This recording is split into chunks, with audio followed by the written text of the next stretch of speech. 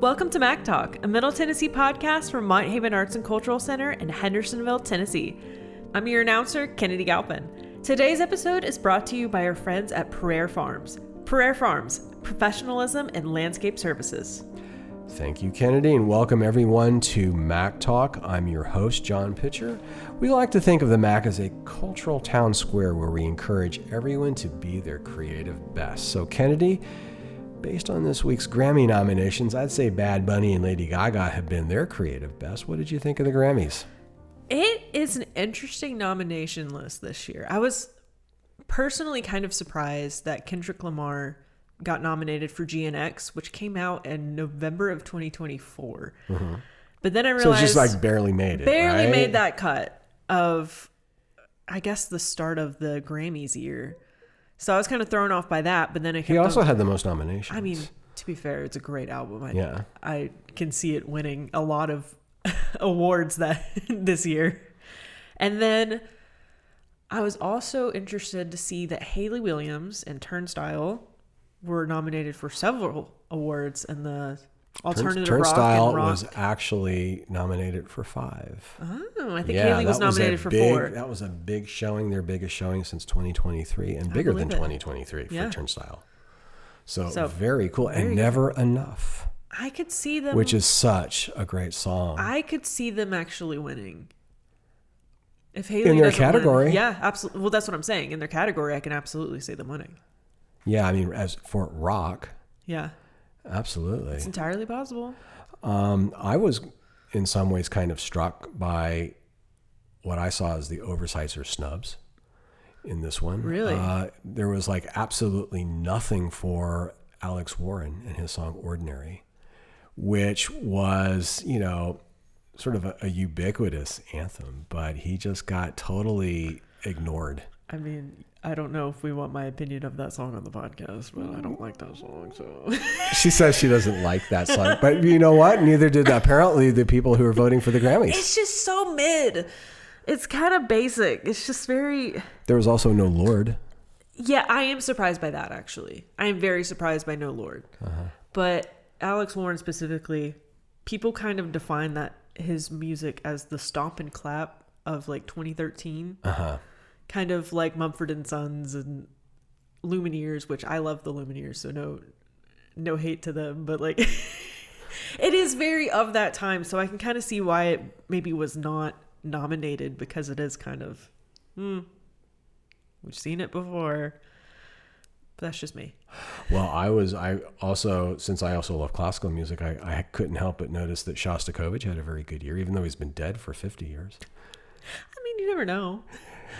But yeah, the Boston Symphony has recorded his piano concertos with Yuja Wang and his cello concertos with Yo-Yo Ma. Uh-huh. And Yo-Yo Ma. Betcha Yo-Yo will probably has a very good chance of taking away a Grammy.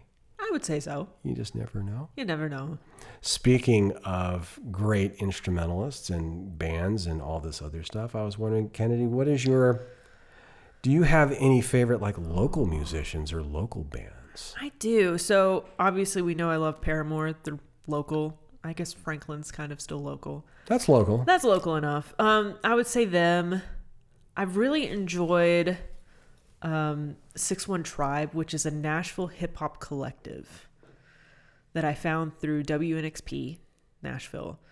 And their stuff's really interesting. It's just a bunch of hip hop and rap artists from Nashville coming together and creating music together.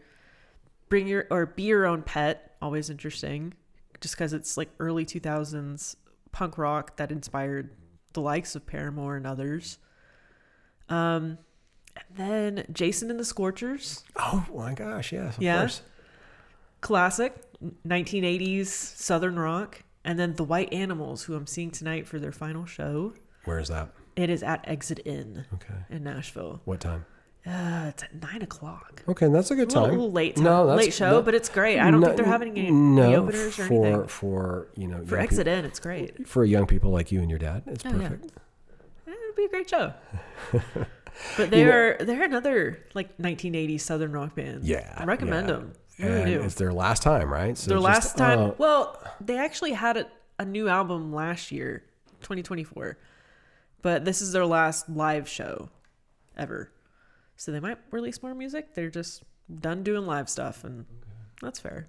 Well, I have to say, one of the things I love about Nashville is that it really does attract the best musicians. You know, they all come here, you know, because it's just the place to be. For a reason. And the ones that I admire most aren't necessarily, because I'm an instrumentalist and I admire instrumentalists. Yeah. And so they're not necessarily band musicians, but one of the musicians I think I admire more than any other who lives here in Nashville, who's a Nashvilleian, is Edgar Meyer, who plays double bass. Oh.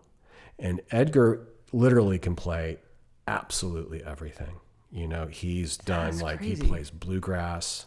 You know, he's done that kind of music and recordings with Yo-Yo Ma and with Mark O'Connor.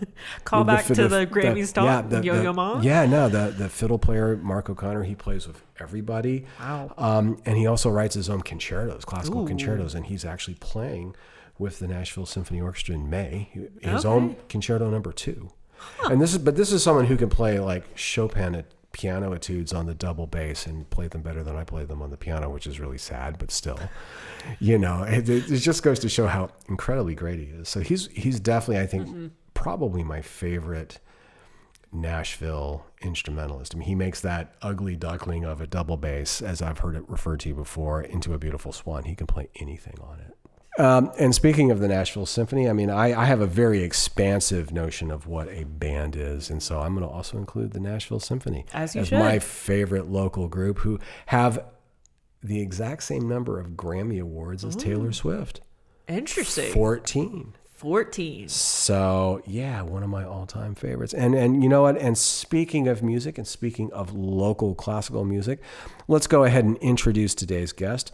Cristina Spinei is a Nashville-based composer and performer who has written music for numerous orchestras and chamber ensembles. She's also the composer of our podcast music. Cristina is best known for her work with ballet, having written for the Nashville Ballet, the New York Choreographic Institute, the Pacific Northwest Ballet, Parsons Dance Company, and many, many more. Cristina has channeled her love for dance into a devotion to musical movement, resulting in a musical style that is infused with lyricism and rhythmic vitality. We are so excited that she's here. Cristina Spinei, welcome to MACC Talk. Thank you so much for having me here. This is so exciting. I can't believe it's been this long since we've had your music on all this time, and yet we've not had you yet. So I've been waiting. I've been watching social media to see when something might come up, and something's come up. It has. Yes, we have an album coming out. Tell us a little bit about that. Yes. Well, for the past year, I've been working on some music that I just want to release on my own. And it's my own project, so I had the luxury of just composing slowly and figuring out what exactly I wanted to do. And I recorded the first part of it 2 weeks ago. Okay. And the next session is in December. Wow. Yeah. Okay. And when is it going to be all ready to come out? That part I don't know. Right now I'm just focused on the notes and the sound and the production, and the business aspect of it later. I'm not exactly sure. I'll probably shop it out to some labels, maybe. Or I might just decide to release it on my own. I have to weigh what I want to do with it.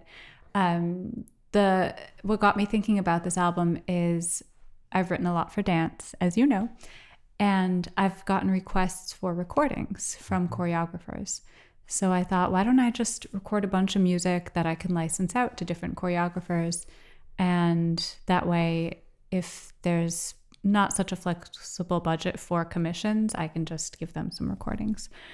So this part that I sent you is going to be used in Hubbard Street Dance in May. Oh my gosh. Yeah. So it already has a purpose without a label or a release date yet. Mm-hmm. So I'm doing it backwards, I guess. That is fascinating. Well, you know what? It's kind of interesting. I was wondering if you could talk a little bit about, being a composer here in the 21st century. A lot of us think of composers and we think of Bach or Beethoven. A lot of composers now, if they are art music composers, they tend to go the academic route. They tend to all get doctorates of some kind, and then they end up at a university. They write what the critic Terry Teachout used to refer to as faculty lounge music, and they seem to have almost no presence in the consciousness of the public.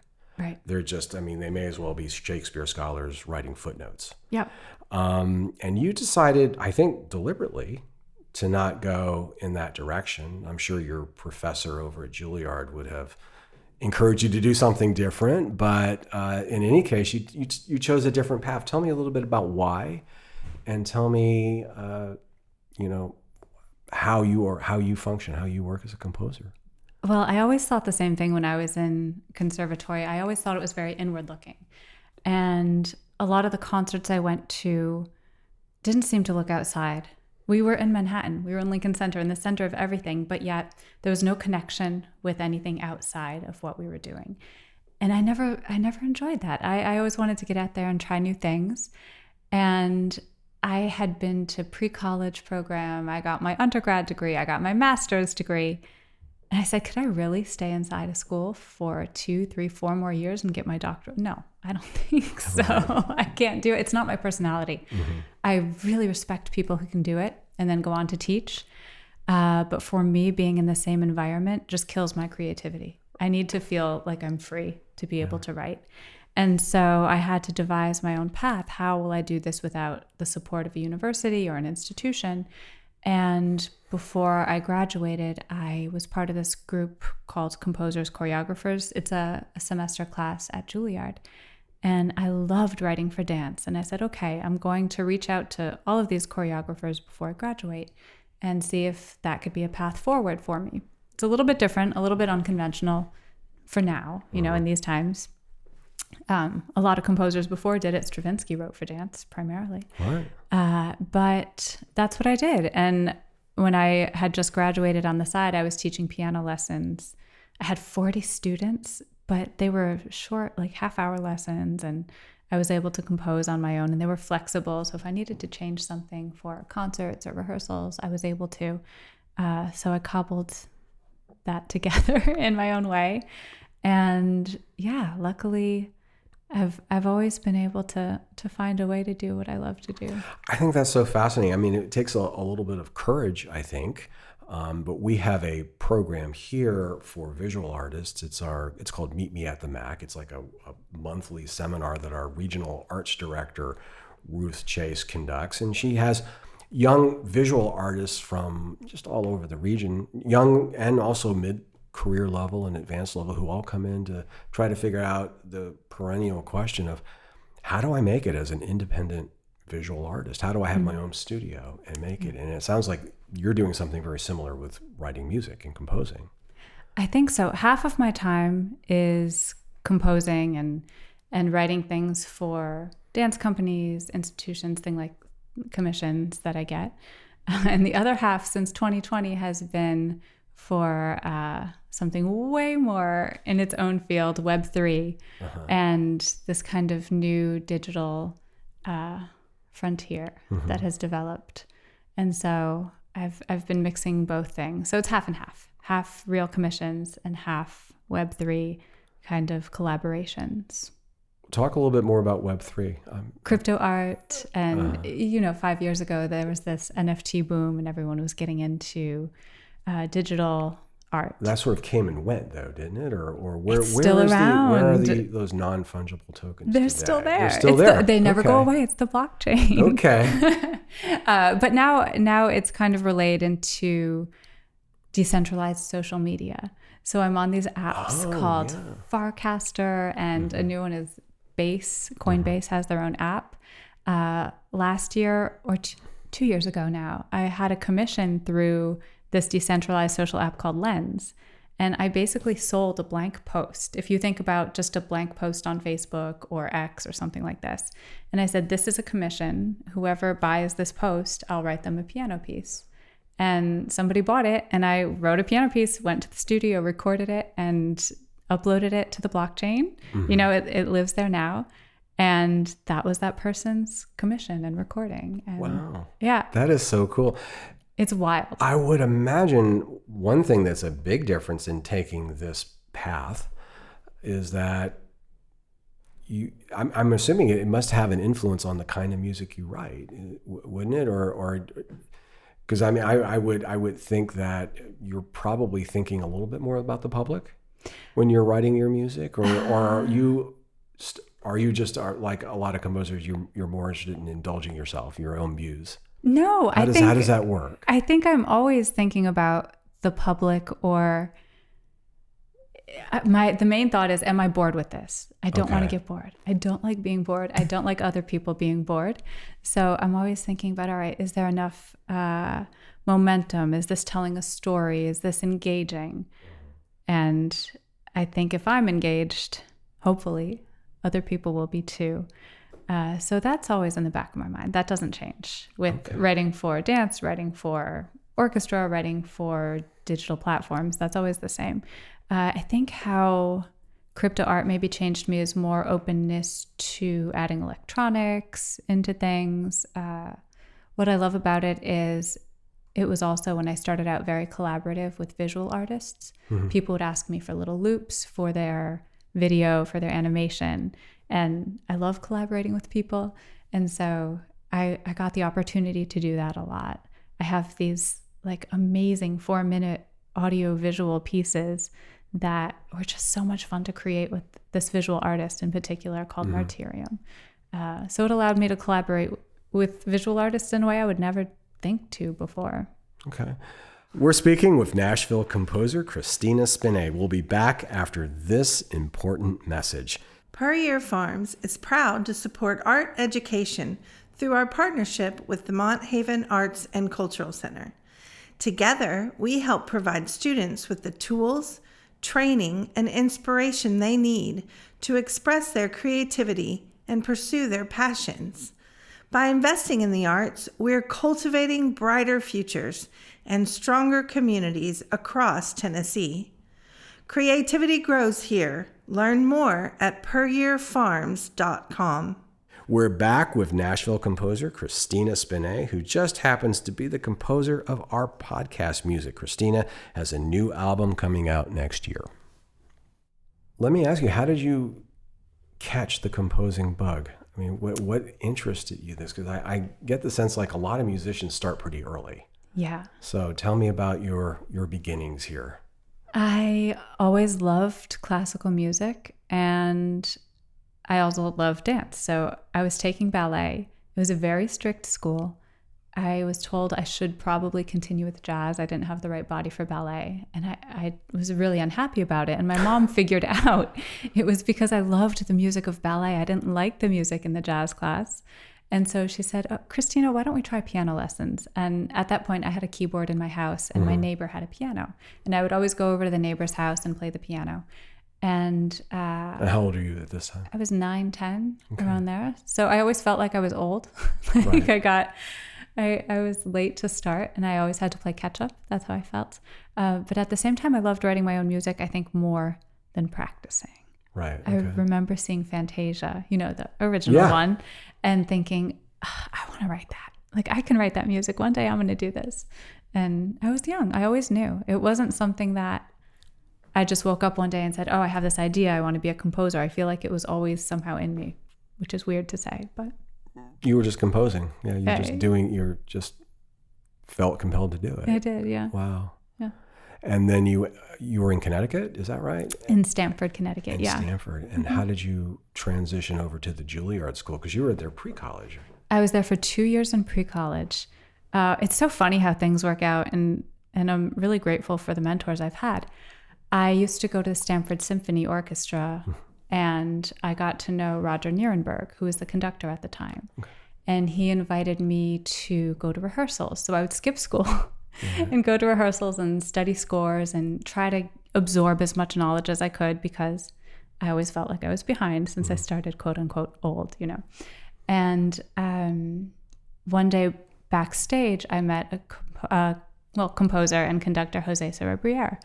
And I told him I was interested in auditioning for Juilliard pre-college, and both he and Roger really encouraged me. They said, okay, get together your portfolio. They both looked over what I was writing, and I always used Sibelius since I was like 14, 13, Sibelius software to compose.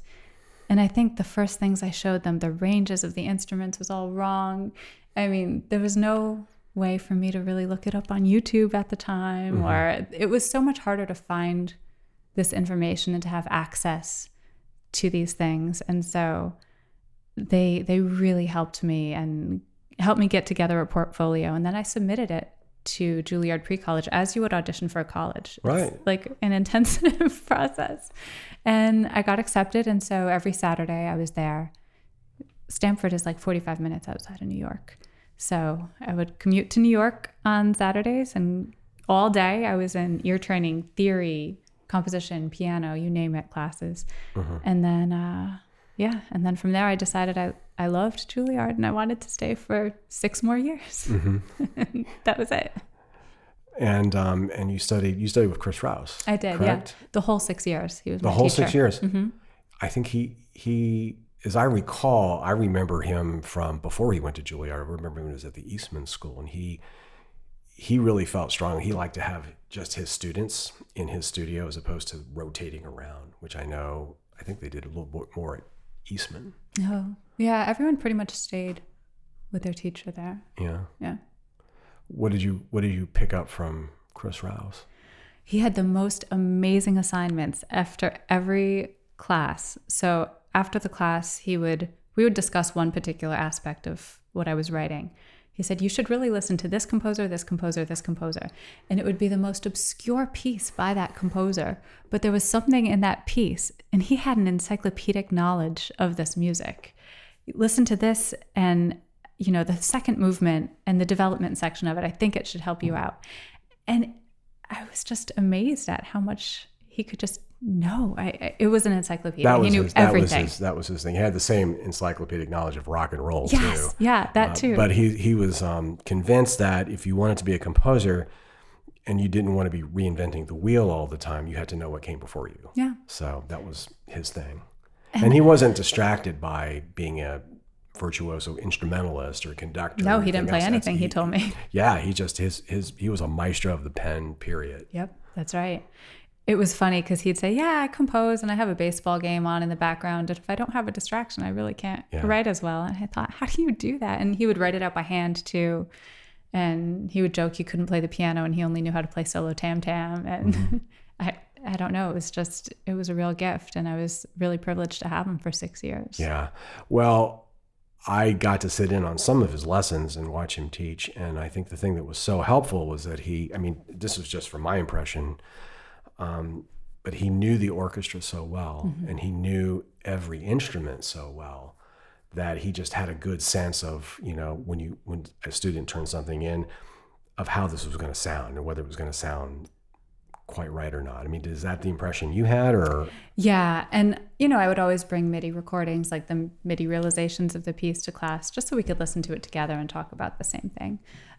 But my only regret, I wish I had written more orchestral music with him. Because that was his big thing, right? Yeah, but there's a process. I mean, you have to get really excellent at solo first. And then from solo instrument, you just combine that into chamber music. And so there's a beautiful process. You have to know how to write for every instrument, its capabilities, its strengths, its weaknesses, which I definitely needed when I began. Right. I remember showing him a solo viola piece at one of my first lessons, and he's like, you might want to rethink this whole thing, Cristina. Just scrap it and start again. Okay, fine. But so, I built up to writing for orchestra, and I wish I had done more of that once I finally built up to that. Well, he's looking for, I think, as I recalled, he was looking primarily for people who had good ideas and you had to develop them. Yeah. That was the sense I had. And one of the most memorable things he ever mentioned to me, and it stuck with me, and I've mentioned it to other composers, and they were like, yes, that's exactly true. But he was convinced that a lot of contemporary composers from his time were writing a lot of atonal music because they just really didn't have what it took to write a good C major melody. And so he said, I just think they're trying to hide behind this. And unless you can write a good tune in C major, just a really good, simple tune, that's great. Maybe you shouldn't be doing this. We had many talks about this because I would lament to him too. I'd say, this person wanted to write or have me write something, but it had to be in this style. And I really don't like this atonal music. And of course I had to listen to a lot of it and write in it to know what it was first. But he did tell me, and it was like the best compliment. He said, Cristina, out of everyone here, you could write a tune. And it was just like glowing praise, you know. That's like, because if you had that written out, you'd want to frame that. I know, and hang I would. it somewhere. I really would. He's like, you could write commercial jingles. Even that was a compliment too. That was a compliment, yeah. Yeah, I took that to heart. That was great. Well, yeah, I had mentioned that to Kip Winger, who also really loved Chris Rouse. And I had mentioned to Kip, and this is true, that if you are a really good composer, then you can write an atonal piece. Mm-hmm. And if you're really, really good, people might not even realize that what you've written is atonal. You know, they're just going to hear something that is just maybe rhythmic. They'll hear whatever else is coming out. But I mean, I've heard some passages from John Curigliano in his piano concerto that are, you know, fairly atonal, but you don't think about it. I was going to say, I think you could get away on the piano more than any other instrument. Yeah. And if you have an orchestra sort of, you know, blending in the background. Right. I think piano is probably your best bet. If you have to write an atonal piece, give it to the piano. Okay. Well, there's some good advice. We're speaking with Nashville composer Cristina Spinei. We'll be back after this important message. Per Year Farms is honored to nurture art education alongside the Monthaven Arts and Cultural Center. Through this partnership, we help young artists access the resources, mentorship, and encouragement they need to grow their creative talents. Supporting the arts cultivates future leaders and strengthens communities across Tennessee. Creativity and growth flourish together. Per Year Farms, growing a brighter tomorrow. Learn more at peryearfarms.com. We're back with Nashville composer Cristina Spinei, who just happens to be the composer of our podcast music. Cristina has a new album coming out next year. Well, let's maybe talk a little bit more about your upcoming album. I was just rereading an old clip that I wrote. It's old now, 2016. Oh my God. From the Nashville scene, and it was actually about you. And it was about your debut album. It was Music for Dance. That was 26. And I was like thinking, it's going to be gosh, 10 years. I was, and when I read that, I thought two things. First of all, has it really been 10 years? And the second thing I thought of is, I don't know if I could still write that well anymore, but you know, now we have AI, if you're not using that muscle all the time, you know, maybe I couldn't. But it's a great album. It's music for dance, and one of the things that I noticed in that piece that I wrote actually, was you mentioned that dancing is just a big part of your creative process, that, you know, you would often have ideas and you would start dancing around the room. Are you still like that? Do you still do that? Of course. Tell me a little bit about that. That's part of the engagement, of keeping someone engaged. I mean, if you think about it, music is written to be moved to. It's strange when a song starts and there's no movement. You're just absolutely stiff. It's not natural, I think, for me. And so right now my big thing is the synthesizer. And so if I'm playing something and all of a sudden, I don't know, my toe starts tapping, I think, all right, this is a good patch. If it's not hitting me like that, I say, okay, let me retool something. It's got to be changed.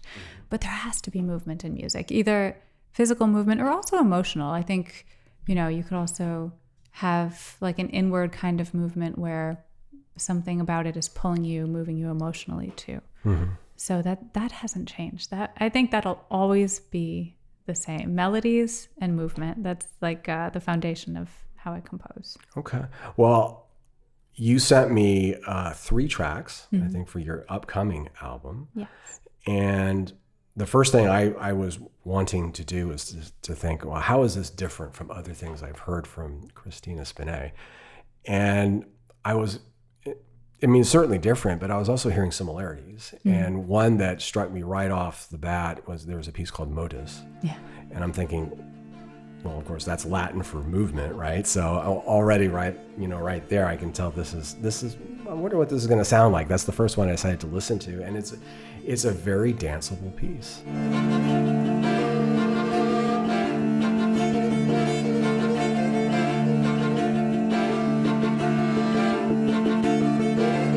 So, I mean, I thought this is like dance music. So tell me a little bit about that piece. Yeah. It's funny because I didn't even think that title was going to stick. It might still not. It might not. That's right. You can always change it. The titles are the last thing that I think about, but for now, that's the working title. And I started this album after I came back from a premiere in London, actually, with the choreographer Chanel De Silva, who I started working with almost 20 years ago in Juilliard. We call each other our artistic soulmates. Okay. I just love working with her, and I've been lucky to have many, many collaborations with her. So last year around this time, I was working on a 40-minute piece for synthesizer and piano for this dance for Ballet Black in London. And that's a lot of music. So I was in it, for months. It was just, I was looking at Chanel's rehearsals, I was watching her movement and the dancer's movement, and at the same time, we met up in London. It was all day rehearsals. And so when I came back to Nashville, I started writing Modus. So I think that whole 6 months of writing the piece for Ballet Black, being with Chanel so much, I think her movement language just kind of seeped into my brain. And I had that, how would Chanel phrase this? What would this movement phrase look like or sound like musically? So I think that just came right off of that intense collaborative period where I still had this dance in the back of my mind, and also these phrases that Chanel uses in rehearsals to tell dancers how she wants something to do. She has the most descriptive, colorful language, and I always think about that when I'm writing too. Right. So I think this was influenced not by a particular dance or a particular movement, but from an intense 6 months of working with the choreographer. And I could kind of almost visualize a dance to that, because it's got this rhythmic groove that just starts going and just moves forward, just pushes you forward, and then there are these melodies above it that I could just sort of visualize the dancers, the individual dancers, moving to a certain accompaniment. So it just seemed very effective to me as dance music. Thank you. Actually, it also has a really, really funny and unexpected inspiration. I love listening to country music on the radio when I'm driving around town. I love it so much. And there was a guitar lick, I think it was in a Morgan Wallen song. Okay. And I said, ooh, I like this rhythm. I'm going to do something with it. And I think it turned into Modus. Okay. I can actually visualize that too. It's a weird combo of things. Okay. We're speaking with Nashville composer Cristina Spinei. We'll be back after this important message. Per Year Farms is proud to support art education through our partnership with the Mont Haven Arts and Cultural Center. Together, we help provide students with the tools, training, and inspiration they need to express their creativity and pursue their passions. By investing in the arts, we're cultivating brighter futures and stronger communities across Tennessee. Creativity grows here. Learn more at peryearfarms.com. We're back with Nashville composer Cristina Spinei, who just happens to be the composer of our podcast music. Cristina has a new album coming out next year. Another thing that's similar to previous works is that you have, I think, some of the best titles of anyone in classical music. Oh, thank you. From your dance album, you had Bootleg Sugar Lips. Oh, yeah.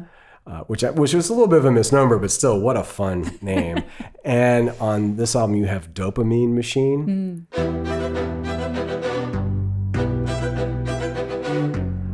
And I knew right away, as soon as I heard Dopamine Machine, that music was going to make me feel good.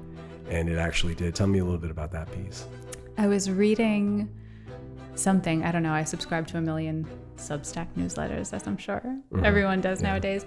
And I forget which one it was, but I read that phrase, dopamine machines, as in relation to scrolling and, being endlessly stimulated by things online. And I said, ooh, I like this combo of words. I'm going to use it for a title one day.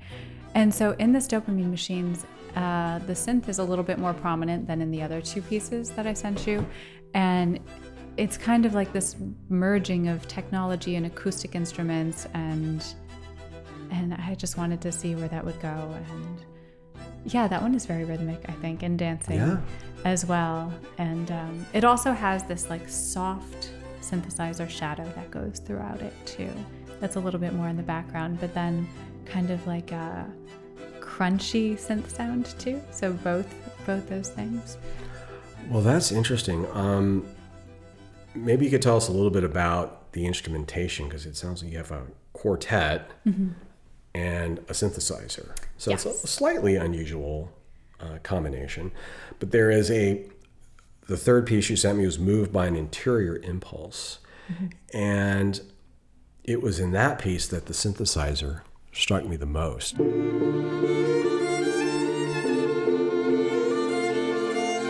Because it was almost creating new textures. I mean, I was almost visualizing painting textures, impasto or something on a painting. So it was giving just a different layer to the music. Tell me a little bit about your instrumentalists, and tell me about, this new sound. I guess it's a somewhat new sound for you, right? Coming up with more electronics. Within the past 5 years, I've been merging electronics with acoustic instruments. But I got my synthesizer. It's an OB6. I love it so much. 3-4 years ago. So I've been using that. I needed something that was tactile and not just in the box on the computer. It's learning a completely new instrument and a completely new language, and so that's been a great thing. But I feel super lucky to work with the musicians that I did for this recording. It's Alicia Enstrom, first violin, Annalise Cowart, second violin, Betsy Lamb, viola, and Alex Crew, who plays cello. And I'd worked with everyone except Alex before, and Alex just really dug into, there's a lot of crazy stuff in the cello, and he just dug into the cello rhythms, and it was a great collaboration to be able to work with these musicians. I'm really, really, really thrilled and grateful for them. Okay. But yeah, working with the synth, and the way you said, a layer of painting, that's what I've been thinking about. I've been searching for the sound to be able to create like a shadow or music in between the notes of acoustic instruments, something that binds the sound together, something that kind of just sustains, has like a big sustain pedal over everything. And I think I've found it with this. That is so fascinating. Well, when I heard your music this time, I was actually thinking of an art exhibit that we had here at Monhaven a few months ago. One of a Nashville painter named Catherine Detweiler does encaustic paintings. So it's some, melted wax that create on her paintings that create these different textures. And I felt that way a little bit about your music, that this was definitely layered and textured, and I could see it and not just hear it, is how I felt about your music. Oh, I love that. Yeah, it's like watercolors. It's almost like I could see the colors, and I don't even have that ability. But no, nor do I. But that's what I was hoping. Yeah, I was hoping for this layered, like watercolor in between the tones effect. Yeah.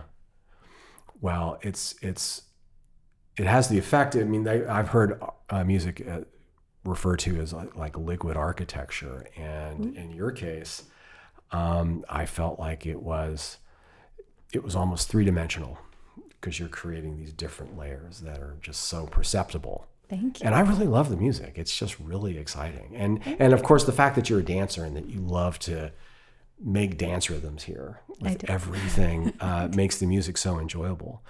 Well, I'd like to let's mention a fun fact about you. You have the same birthday, I believe, as Gioacchino Rossini. I do. The Barber of Seville, and the William Tell Overture, which is a leap year, February 29th. I'm only 10 years old. That's right. So you're only 10. But it just got me thinking, you have this in common with Rossini. And I was thinking, who are your favorite dead composers? Because we all have my favorite dead composer is probably Brahms, and Brahms and I are both May 7. So. Oh, how funny! Well, Rossini for sure. Can you tell from the music I sent you who? I bet you can tell. Maybe, but I don't want to hear you. All right, Vivaldi. Vivaldi. Well, you know what? One of the things that I was sensing from Moved by an Interior Impulse, I was actually thinking Vivaldi, because I was thinking about how really clear your part writing is. I mean, and I was thinking, of some of the Baroque composers who, when they write a bass melody, they're thinking about a bass melody, and they're thinking about a soprano melody, and they're improvising what's often in the middle, but they have two melodies going. And I hear that with your music. I hear there's whatever's going on in the bass is not just a root note. There's something really lyrical going on in every part of what you write. And I love that so much about your music. Thank you. So yeah, I could definitely see Vivaldi. Vivaldi, Verdi, Ravel, my top 3. Okay. Yeah. But also with the Baroque music, I was kind of thinking of the synthesizer as like a figured bass kind of thing, like a reimagined figured bass with the instruments on top of it. Because if you think of the harpsichord in the back of any kind of concerto, or, it has this layer that has everything to do with the harmony going on, but it's its own distinct sound. And it provides that kind of 3D effect that you were talking about, for me at least. And so I was thinking that would be interesting to kind of reference a little bit of that in this new album. So yeah, the Baroque music was very also influential. And I think that's what shows your professional pedigree to a certain extent, that, you really do think very hard, I feel, about every little part that's in your piece. Thank you. Yeah, I spent a lot of time on it. A lot of my favorite composers today, I have noticed, contemporary composers, are women composers.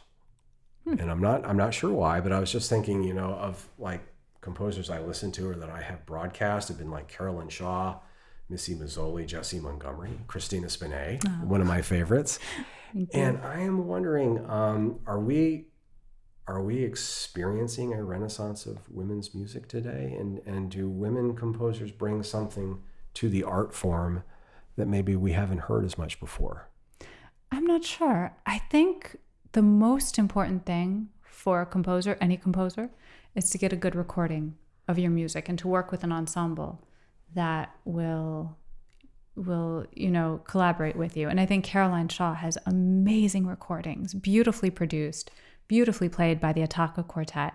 And so it's just such a joy to listen to her music, because you can tell it was this whole collaborative effort between performer, producer, composer. And maybe more female composers are doing that. I don't know with the rest of the contemporary composers. I don't actually listen to a ton of contemporary classical music. I don't know if I should admit that. No, that's great. What do you listen to? We know you listen to country music. Country, now, right? Baroque. You're here in Nashville. I'm here in Nashville. I love country music and a ton of Baroque music. It's, if I have nothing else, I'll just put Baroque music on, and like a lot of Latin music. The new Rosalia album, I just love, and that's mostly what I listen to. I keep contemporary classical as like a rare treat to listen to. But yeah, I don't know. I feel like maybe the female composers are stepping it up as far as recordings go. And that's why you're able to hear more and listen more. And maybe the influence sometimes is more when you're having female composers writing vocal music for other women singers, because you do end up with a different sound and a different perspective and a different texture. I just love the historic aspects of it. We're hearing more of composers from the past, like Florence Price and others who we might not have heard before. Right. But still, it's kind of interesting. I just was noting the other day, because I was like ticking off some of my favorite composers, and so many of them now are just the contemporary ones are women composers. So I was interested in what your thoughts were. That's interesting. I need to brush up on my contemporary composer discography.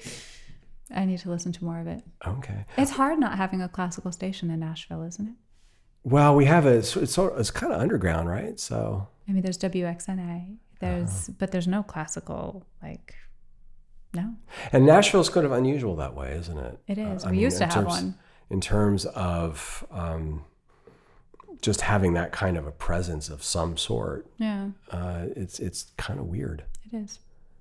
Because I think they have it in Louisville, don't they? They do? They have a great classical station in Louisville. Great, WUOL. Right, and they have it in Atlanta. So we're just sort of the odd. Birmingham. We're like the odd city out. We are, which is not great given the fact that we're a music city and we have everything here. Yeah, maybe they could change it. Okay, I don't know. Well, you alluded to music, how your music and the new album is going to be used. Tell me about what your projects are that are coming up. A few dance commissions that haven't been finalized yet. Okay, so. you don't have to mention it, but you're going to be doing some dance stuff. More music for dance, and things always pop up, like usually little solo projects. But definitely more dance music on the horizon. Okay. Well, Cristina, I really appreciate your coming in to talk to us. Thank you. You've had to drive a long way. You're now, in a different part of Middle Tennessee. Yeah. But we're On so the outskirts. Glad. Yeah, so we're so glad you came in. Cristina Spinei, thank you so much. Thank you. Thanks for having me. You've been listening to MACC Talk from Mount Haven Arts and Cultural Center. Our mission is to educate, elevate, and encourage our community through the transformative power of the arts. If you're interested in transforming your creative life, check out our website at monthavenarts.org. Our guest today was Nashville composer Cristina Spinei. Yeah, that Cristina Spinei, the composer of our podcast music. Our podcast sponsor was Pereire Farms. I'm Kennedy Galpin. Thanks for listening, and we'll see you next time.